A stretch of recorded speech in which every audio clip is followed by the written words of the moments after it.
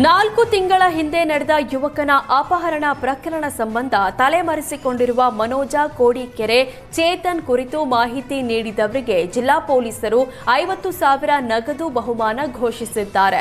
ಸಿದ್ದಾಪುರ ನಿವಾಸಿ ಮೋಹನ್ ದಾಸ್ ಶೆಟ್ಟಿ ಪುತ್ರ ತೇಜಸ್ನ ಅಪಹರಿಸಿದ್ರು. ಆರೋಪಿ ಮನೋಜ ಕೋಡಿಕೆರೆಯ ಸೂಚನೆಯಂತೆ ಕೃತ್ಯ ಎಸಗಿ ಹಣಕ್ಕೆ ಡಿಮ್ಯಾಂಡ್ ಇಟ್ಟಿದ್ರು. ಈ ಸಂಬಂಧ ದೂರು ದಾಖಲಿಸಿಕೊಂಡಿದ್ದ ಕೋಟಾ ಪೊಲೀಸರು 6 ಮಂದಿಯನ್ನ ಬಂಧಿಸಿದ್ದಾರೆ. ಆದರೆ ಪ್ರಮುಖ ಆರೋಪಿಗಳಾದ ಮನೋಜ ಕೋಡಿಕೆರೆ, ಚೇತನ್ ಪಡೀಲ್ ಇದುವರೆಗೂ ಪತ್ತೆಯಾಗಿಲ್ಲ. ಈ ಆರೋಪಿಗಳ ಬಗ್ಗೆ ಮಾಹಿತಿಗಾಗಿ ಬಹುಮಾನ ಘೋಷಿಸಲಾಗಿದೆ.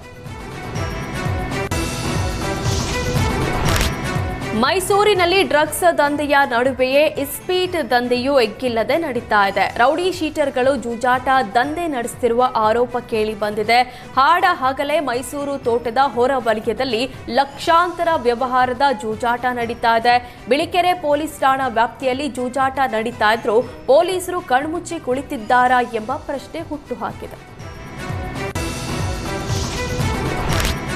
ಇರಾನ್, ಇಸ್ರೇಲ್, ಅಮೆರಿಕ ಯುದ್ಧದ ಬಿಸಿ ಇಡೀ ಜಗತ್ತಿಗೆ ತಟ್ಟಿದೆ. ಭಾರತದಲ್ಲಿ ಎಲ್ಪಿಜಿ ಸಿಲಿಂಡರ್ ಅಭಾವ ದಿನದಿಂದ ದಿನಕ್ಕೆ ಹೆಚ್ಚಾಗ್ತಾ ಇದೆ.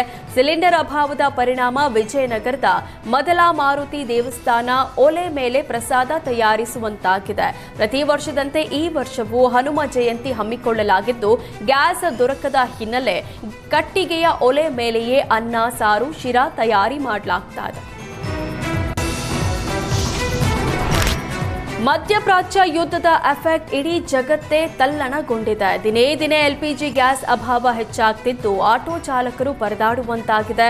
ಎಲ್ಪಿಜಿ ಸಮಯಕ್ಕೆ ಸರಿಯಾಗಿ ಸಿಗದ ಕಾರಣ 6 ಎಲ್ಪಿಜಿ ಬಂಕ್ಗಳ ಪೈಕಿ 5 ಬಂಕ್ಗಳು ಬಂದ್ ಆಗಿವೆ. ಗ್ಯಾಸ್ ಅಭಾವದ ಕಾರಣಕ್ಕೆ ರಸ್ತೆ ಪಕ್ಕದಲ್ಲೇ ಆಟೋಗಳು ನಿಲ್ಲುವಂತಾಗಿದೆ. ಇದರಿಂದ ಸಾವಿರಾರು ಆಟೋ ಚಾಲಕರು ಊಟಕ್ಕೂ ಪರದಾಡುವ ಸ್ಥಿತಿ ನಿರ್ಮಾಣವಾಗಿದೆ. ತಕ್ಷಣವೇ ಎಲ್ಪಿಜಿ ಸಮಸ್ಯೆ ಬಗೆಹರಿಸುವಂತೆ ಆಟೋ ಚಾಲಕರು ಆಗ್ರಹಿಸಿದ್ದಾರೆ.